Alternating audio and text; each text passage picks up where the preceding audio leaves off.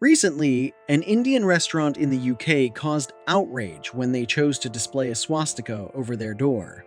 One customer said that they would never set foot in the restaurant as long as they had the swastika displayed there.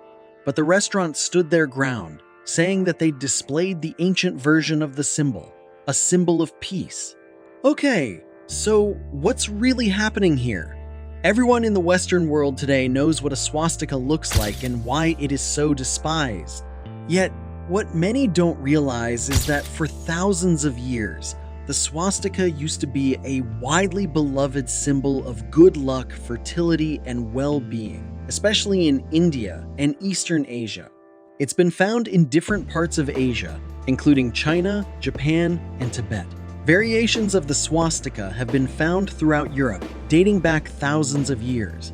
It appeared in ancient Greek, Roman, and Celtic cultures, where it was associated with various meanings such as fertility, the sun, and protection against evil.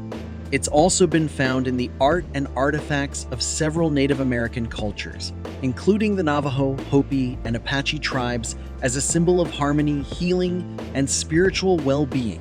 But when the Nazis chose it, they twisted it, changed it, and stained it forever. But why did Hitler choose an Eastern spiritual symbol to represent his Nazi regime? Why did the swastika appeal to Hitler and fit in with his ideology? By the time Hitler appropriated the swastika, it had already gained popularity in the West and could be found throughout Europe and the US. It was known as a spiritual and religious symbol, but was also used in pop culture.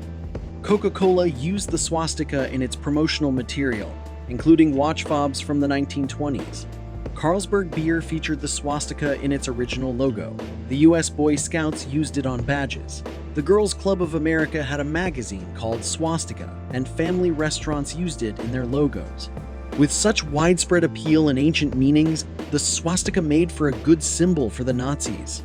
But there was another, more important reason that the Nazis chose the swastika. This was the link that the Nazis tried to make between the Germans and the ancient people of India, the Indo-Aryans. You see, Hitler saw the Aryans as a master race, a superior light-skinned warrior people from Central Asia, and they claimed that they were their descendants. The ancient Indo-Aryans with whom the German Nazis tried to identify were a secondary migration into India and had lighter skin. They mixed with the darker-skinned inhabitants who had lived in the subcontinent before they arrived. It is technically true that contemporary Germans share a common ancestor with Indians. If you go far back, all people on the planet share common ancestors.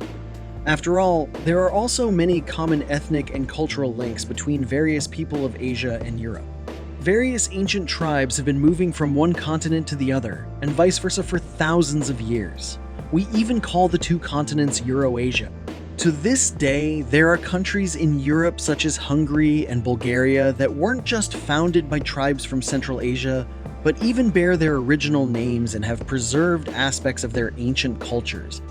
But Germany isn't one of those countries.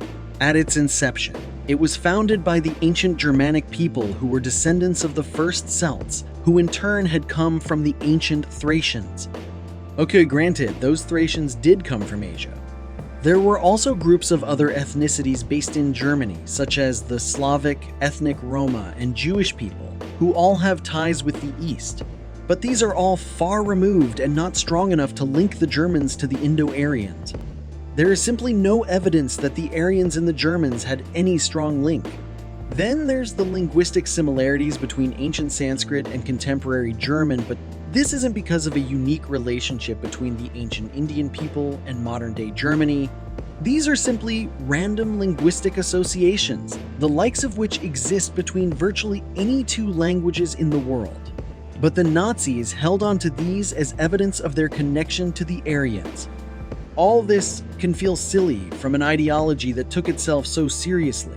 It is quite in character for the Nazis. Many were known to be heavily invested in occultism. The same applies to many modern-day neo-Nazis.